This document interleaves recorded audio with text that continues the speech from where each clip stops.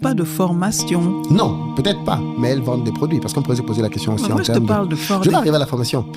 Pour moi, la formation, c'est quoi? Il y a une grosse différence entre je suis l'expert dans un domaine et je t'apprends ce que je sais. Pas la même chose. Et pour moi, la formation, aujourd'hui, c'est bien ça. C'est je t'apprends ce que je fais. Ce que j'ai déjà fait. Ce que j'ai déjà fait.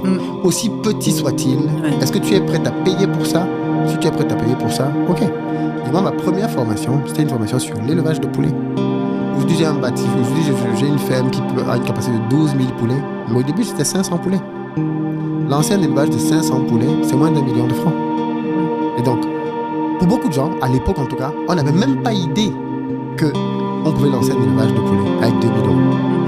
Et donc, quand j'ai ramené ça sur le marché en faisant comprendre aux gens que vous pouvez vous lancer sur l'élevage de poulets à 2 000 €, il y avait beaucoup de gens sautaient dessus en se disant c'est possible, comment tu fais?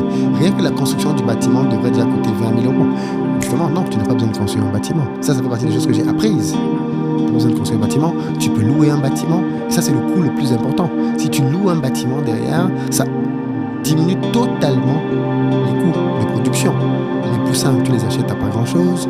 L'aliment, tu l'achètes à pas grand-chose. Le personnel, tu peux trouver des personnels qualifiés dans le pays et tu lances ta bande. Au bout de 45 jours, tu peux avoir tes poulets qui sont prêts et avoir une rentabilité autour de 500 € par bande de 500 poulets. Donc ça, c'est ce que j'avais compris moi-même, de par mon expérience. Voilà, ce qui te donnait la légitimité, c'est que tu l'avais déjà fait. Bien sûr, mais je n'étais pas un expert agricole et je n'en suis pas aujourd'hui non plus. Par contre, ça c'est le faux combat que certaines personnes veulent souvent faire. C'est oui, mais lui, il forme dans tellement de choses, mais c'est pas ma faute si les gens ne font pas beaucoup de choses dans leur vie. Moi, je suis quelqu'un qui touche à tout. Il suffit juste d'être un peu curieux pour le voir. Même dans ma création de contenu, je touche à beaucoup de choses. Ouais.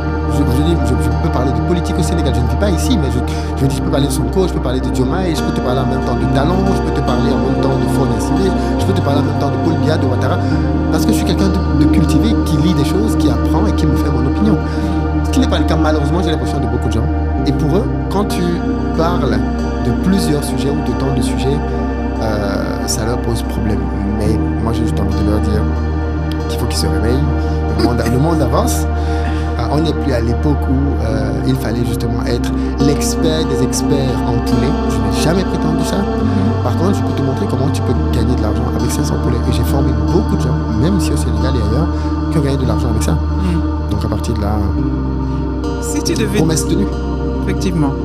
Et puis bon, j'imagine que les gens qui font les formations, c'est eux dont la vie compte.